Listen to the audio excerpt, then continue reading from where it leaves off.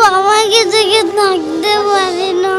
ভাঙচুর মামলা দিয়েছে, এখন কতদিন কি হবে না হবে আল্লাহ ছাড়া কেউ জানে না। আমরা বিশ্রাম পাই না, কালকে কোনো গাড়ি এনেছি, আজকেও গাড়ি এনেছি।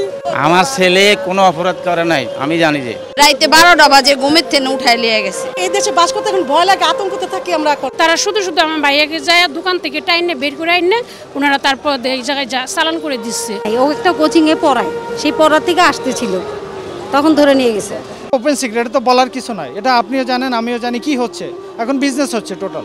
একটা শিক্ষার্থী বের হওয়ার পরে যদি তাকে গ্রেপ্তার করা হয়, এটা খুবই দুঃখজনক।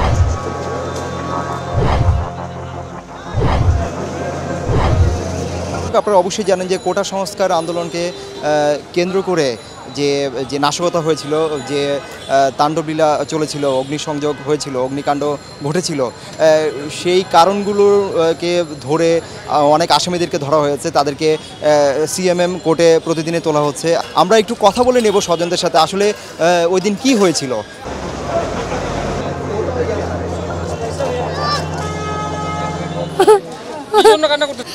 বাবাকে থেকে থাকতে পারি না।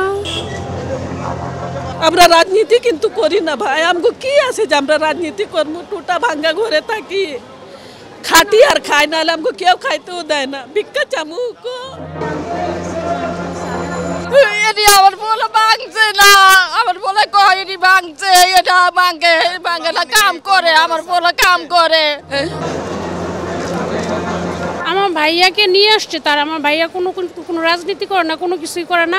তারা শুধু শুধু আমার ভাইয়াকে যায় দোকান থেকে টাইনে বের করে আইনে ওনারা তারপর এই জায়গায় চালান করে দিচ্ছে।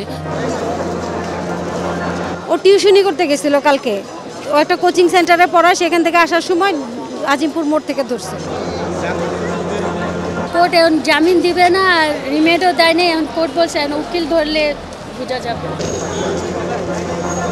শুধু শুধু বাসার সামনে আসছে, বাইরে হোটেলে আসছে দেখা করার জন্য, ওইখান থেকে ধরে নিয়ে আসছে, নিয়ে এখন বলতেছে বিএনপির মামলা।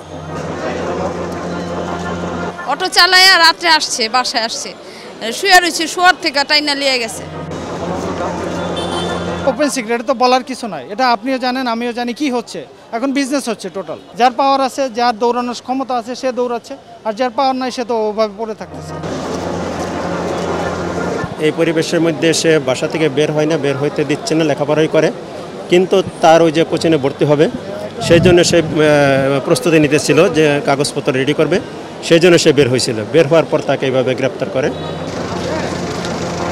এভাবে যদি শিক্ষার্থীরা, যারা পরীক্ষার্থী, এভাবে শিক্ষার্থীরা যে হয়রানি শিকার হয়, হয়তো সরকারের উচিত এখন যেটি করা উচিত, হয়তো সকল কিছু বন্ধ করে দেওয়া উচিত।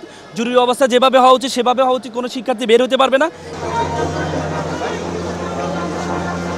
স্বজনরা বলছেন যে সরকারের কাছে একটা দাবি জানিয়েছেন যে যারা নিরপরাধ তাদেরকে যাতে কোনো শাস্তির আওতায় না আনা হয়, এমনকি তাদেরকে যাতে তাড়াতাড়ি ছেড়ে দেওয়া হয়।